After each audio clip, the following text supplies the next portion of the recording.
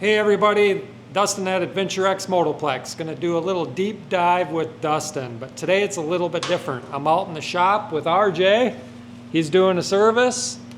Yes, sir. He's in the middle of doing a full service on this 2008 Can-Am Outlander. Came in needing the service and just kind of a once over to make sure everything's all in good shape.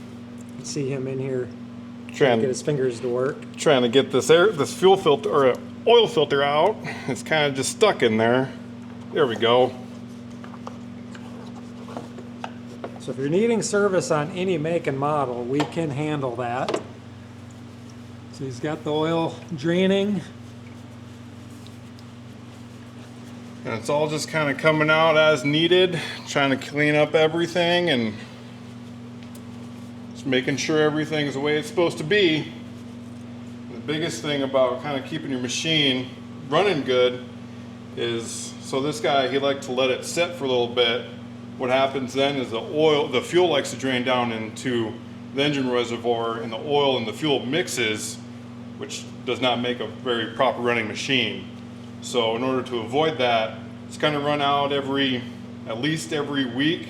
Just fire your machine up, let it run for about 5 minutes, burn all that extra fuel out of there. That way only oil is in your engine. Yeah, if you're doing a lot of short little stops and goes, you can definitely get that fuel build up and you want to burn that out. So I'm glad that you brought that up, Ryan. Yeah. I also noticed there's a little bit of oil that has seeped out on this engine. Is that anything that somebody should be concerned about? Yes and no. With the age of your machine, your gaskets kind of tend to start going. It's pretty common in like a 2008 or, I mean, even in a 2012, you'll see that.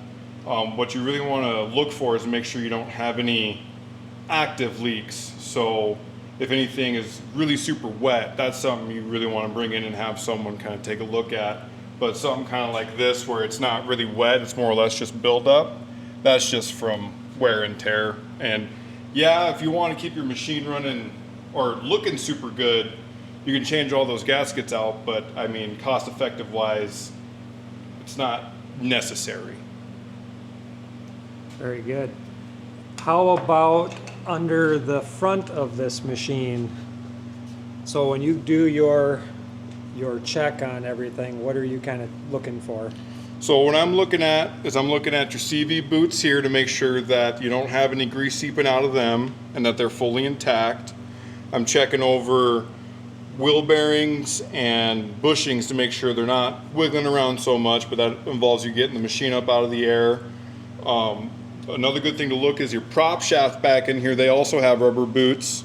You want to make sure that those are nice and not dried out or cracking or have any oil build up around them, because that's what involves your shafts going in and out when your machine flexes. If it gets dirty in there and that shaft won't get in and out, it's going to start shoving that shaft either up into your differential or back into your engine, which could cause problems if they're jamming a bunch. Yeah, it's a big issue. Now how about, I see this rusty brake disc up here. So again, that's just from not really keeping a close enough eye on your machine. In order to avoid getting a bunch of rust on your machine when you bring it in for a service, generally your service tech is going to kind of clean those up if they see fit to, and then also keeping an eye on your brake pads to make sure it's not kind of putting any deep gouges into your rotor, because when you get deep gouges, moisture will be able to set in to create rust. Okay. Now this customer came to us just needing this full service done.